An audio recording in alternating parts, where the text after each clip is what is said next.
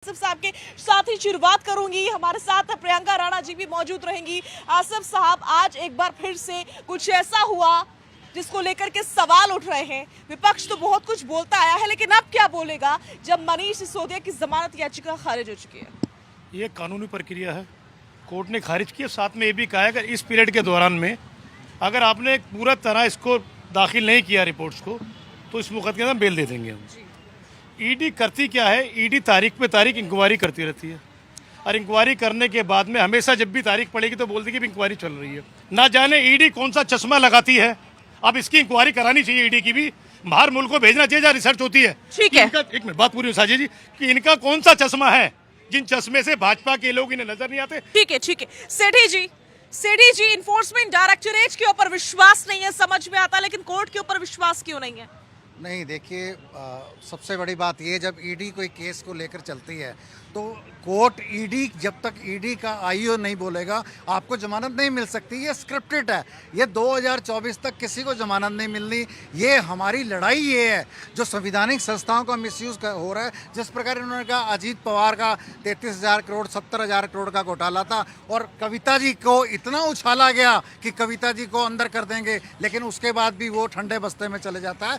ये सरकार इन जो डिपार्टमेंट हैं, जो संवैधानिक संस्थाएं हैं, उनको डिक्टेट करने का काम करती हैं। मैं कहता हूं कि जिस व्यक्ति ने गलत काम करा है, जिस व्यक्ति ने देश के साथ धोखा करा है, नुकसान करा है, उसको आप अंदर कीजिए, लेकिन किसी व्यक्ति को राजनीतिक कारणों से अगर आप उसको टारगेट करते हो तो ये देश के लिए बड़ी चिंता की बात है। ठीक है, लेकिन कोर्ट भी तो कह रहा है ना कि जो तर्क और तथ्य सामने आ रहे हैं 338 करोड़ रुपए को लेकर के, उसमें कुछ ना कुछ संदिग्ध जरूर है। कोर्ट ने तो बहुत कुछ कहा। कोर्ट ने कहा रिकवरी कहाँ है। अगर रिकवरी नहीं है, आप इसकी रिकवरी लाइए। जब तक आपके पास 1 रुपए की रिकवरी नहीं है और आप इस केस को किस प्रकार से साबित करेंगे, कोर्ट ने ये भी बोला है। लेकिन उसके बाद जब ईडी एक ऐसा डिपार्टमेंट बनाया जिसके अंदर उसको गिरफ्तार करने की ताकतें दी गई हैं और उस ईडी को as a tool Bharatiya Janata party के कार्यकर्ता के रूप में इस्तेमाल करा जा रहा है और जो विपक्षी नेता हैं उनको टारगेट करा जा रहा है। ठीक है, समझ गई मैं आपकी बात। रवि अरोड़ा जी ये कह रहे हैं कि जब तक ईडी नहीं चाहेगी मनीष सिसोदिया को, कोर्ट आजाद नहीं कर सकता। क्या वाकई ऐसा है कि कोर्ट के पास इतनी भी पावर नहीं है कि अगर कोई व्यक्ति सही है, वो बिल्कुल सही है, कोई दोष नहीं लगा है उसके ऊपर या दोष सिद्ध नहीं हुआ है आरोप के बाद से, तो उसको आजाद कर दिया जाए?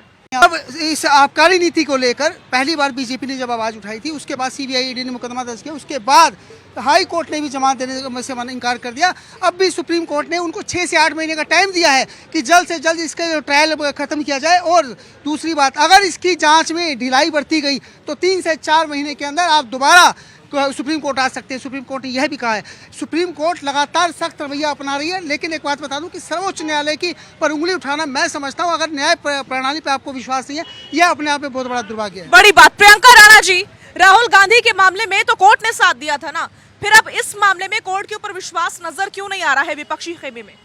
देखिए साजिया, जब संसद के अंदर मीनाक्षी लेखी कहती हैं कि तुम्हारे घर ईडी आ जाएगी तो आखिर सवाल तो पूछे जाएंगे। अभी एक बात से मैं सहमत हूं कि दुर्भाग्य है इस देश का कि ईडी और सीबीआई जैसे इतने बड़े इंस्टीट्यूशंस पे अगर इल्ज़ाम लगाए जा रहे हैं तो ये हमारे देश के लिए बहुत ही खराब और चिंताजनक विषय है। लेकिन लगाए क्यों जा रहे हैं? आखिर यही वो भाजपा थी ना जिसने एक नारा दिया था, बहुत हुआ भ्रष्टाचार, अब की बार बीजेपी सरकार। लेकिन वहीं इसी पार्टी के अंदर इतने अनगिनत भ्रष्टाचारी, जिनको खुद बीजेपी लगातार कोसती आई है, कहती आई है कि इससे बड़ा भ्रष्टाचारी कोई नहीं है, उन्हीं सारे भ्रष्टाचारियों की लिस्ट आज बीजेपी में शामिल हो जाते हैं और वो वॉशिंग मशीन से धुल करके पाक साफ हो जाते हैं। तो आखिर सवाल तो पूछे जाएंगे ना। देश की जनता इतनी भोली तो है नहीं कि अगर आप एक बार आप धोखा देंगे, 2 बार धोखा देंगे, लेकिन बार बार अगर जनता को धोखा मिलेगा तो सवाल पूछे जाएंगे और आवाज भी उठाई जाएगी। सत्येंद्र जैन से लेकर के संजय सिंह तक आखिर आज तक आपके पास कोई भी सबूत नहीं आए हैं। सिर्फ आप मुद्दों को डिले करते जा रहे हैं, लेकिन सबूत कहाँ है? लगातार कोर्ट भी पूछ रही है और सिर्फ खींच करके इधर कोर्ट आजाद क्यों नहीं कर देती? देखिए, उसका प्रोसेस है। जब तक आप ये कहते रहेंगे जी हम जांच पे जांच, तारीख पे तारीख लगाते जाएंगे तो करते जाइए, लेकिन जनता और स्वतः संज्ञान भी तो ले सकती है ना प्रियंका जी? बिल्कुल लेगी और लेगी। अभी आगे देखिए, अभी 5 स्टेट में भी जनता भी संज्ञान लेगी, कोर्ट भी संज्ञान लेगी और मुंह की खानी पड़ेगी। जो लोग इस तरह से मुद्दों पर भटका करके और लोगों को फंसा करके जेल में डालने की कोशिश कर रहे हैं और ये सोच रहे हैं कि जनता को पता नहीं चलेगा, उनको आने वाले जो 5 लोकसभा इलेक्शन हैं उनमें उनको जवाब मिलेगा। ठीक है, विष्णुप्रिया जी प्लीज थोड़ा सा आगे आ जाइए। विष्णुप्रिया जी, प्रियंका राणा जी की बात तो सही नजर आ रही है। बीजेपी नेता जब इस प्रकार की धमकियां देंगे कि ईडी को भिजवा दूं, सीबीआई को भिजवा दूं, तो क्या होगा? विपक्षी खेमे में इस तरह की आवाज तो बुलंद होगी ही ना। फिर बीजेपी के पास जवाब क्या रह जाता है?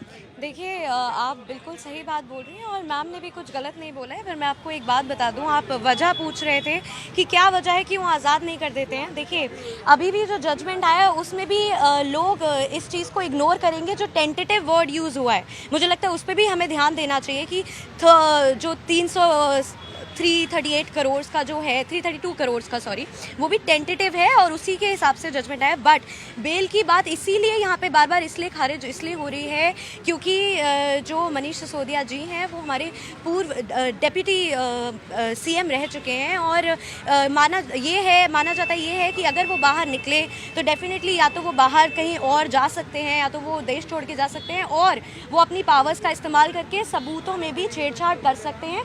तो वो एक बहुत ही यानी कि कोर्ट कहीं ना कहीं ये मान रहा है कि कुछ तो गड़बड़ है। बिल्कुल मैम, देखिए अगर यहाँ पे बात किसी और की होती तो बेल मिलना है बहुत बड़ी डील। देखिए मैं आपको एक जो कहावत है मैं वो बताती हूँ, that jail is exception but bail is the rule. तो अगर बेल नहीं मिल रहा है तो डेफिनेटली ये बहुत बड़ी चीज़ है।